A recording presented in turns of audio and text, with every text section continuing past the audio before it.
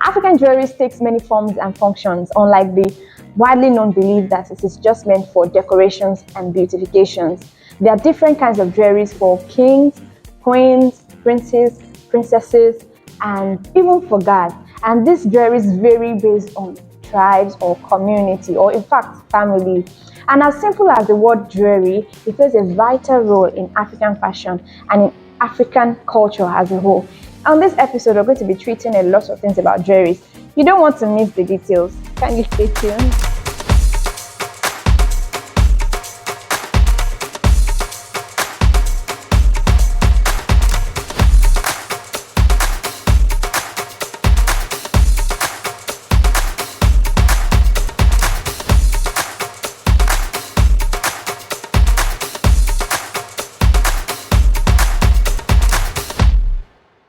So apart from just beautification, another area where jewelries play a vital role in African fashion or African culture as a whole is religion. Africans take their ancestors in high esteem, especially when they made a very vital role in the society. They get to be worshipped even after their death. So imagine if an ancestral god was an hunter. He would have called out his jewelries from the teeth of whatever animals he had killed, or their bones, or from whatever it is he does. The same thing goes for a carpenter. They make their own jewelry out of wood, and same as a warrior as well.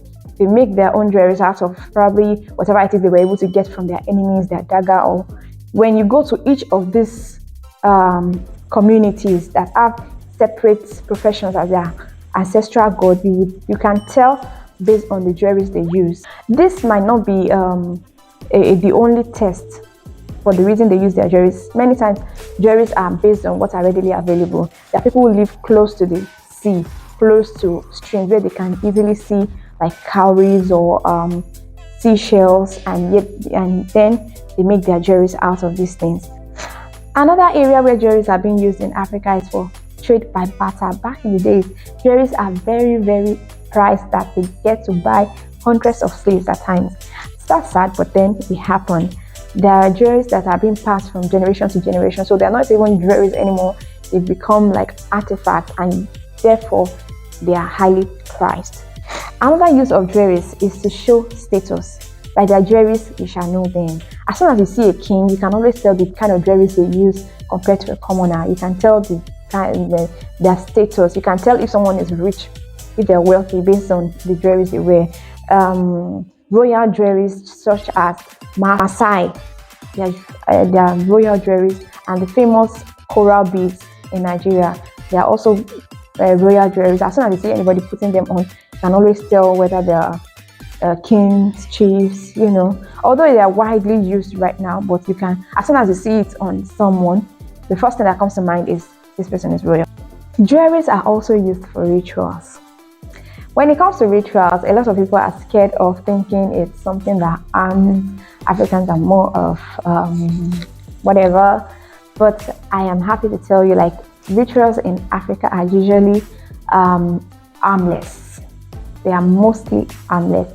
For example, Kenyan bride has a traditional beaded adornment, including aluminum beads to attract sunlight and subsequently attracting her husband. This is a ritual just for attraction, just for the ceremony. This is how they carry out their own wedding ceremony, and it doesn't harm the bride nor the groom. So this is just a simple, hassle-free ritual. Another one is for babies.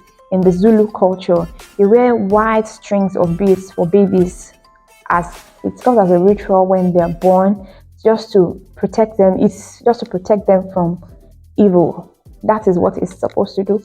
And these are hassle-free rituals with jewelries that occur in Africa.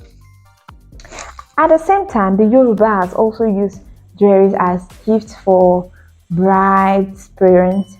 Now, the most famous use, not the most important, but the most famous use of African jewelry is basically for beautification.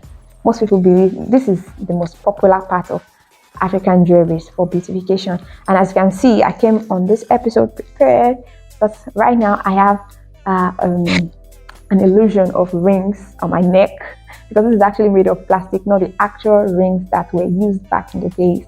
I'm going to quickly tell you a story about the Indebele people in South Africa, the Zulu. That's the culture. These people use rings as jewelries. Like these rings are usually given by husband to wife. Although in other parts of Africa, neck rings are used. They're used for different purposes. But in the Zulu culture, it is given by husbands to their wives. So the number of rings worn by the woman, I don't know if you can count this one, is how rich they are. How many is this one? 1, 2, 3, 8, 7, 8. Yeah, you can say like, I think that should amount to a lot of riches. I'm going to show you a few pictures right now, and you can tell like maybe my own richness is still breathing compared to some people. Some have it as high as 15, 20, you know. And these rings were heavy back in the days, but they are always seen as a representation of beauty. The longer the neck, the more beautiful you look. And come to think about it, it actually makes sense to an extent, because for a peacock or ostrich, we always tell how beautiful they are because of their longness, because they stand tall. It's more like a representation of confidence. So I believe it's really nice. And for me as well, if you can see what I am putting on right now, the main statement about what I'm wearing is actually this ring illusion. I'm going to try and pull it out now.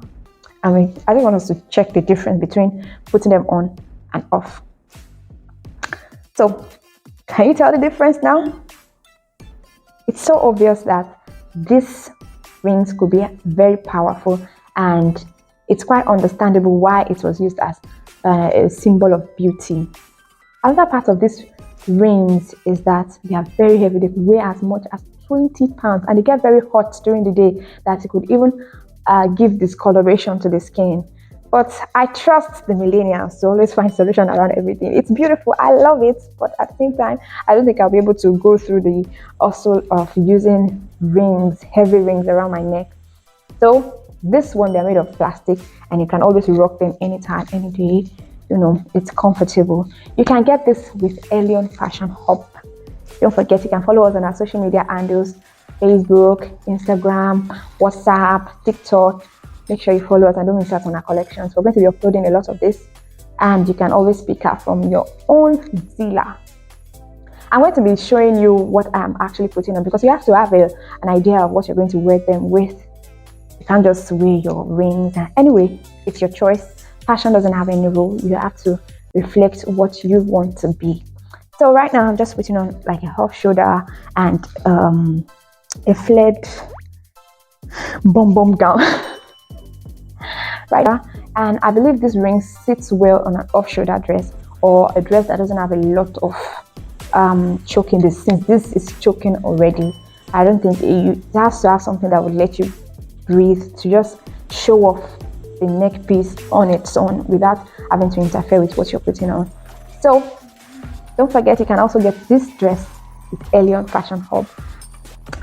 At this point, if you've not liked, subscribed, right now, kindly like and subscribe, and you kindly share to your friends and family that you think might need this information. This stuff is actually wide. I just try to compress it as much as possible, and I only use Zilla as an example or as a representation for you to see. We're coming back with cowries. You don't want to know the stories around cowries, man. Don't worry, you see I said so. So that's gonna be all for today. I remain my humble and simple self, omotookekemzy, and I'm gonna see you next time.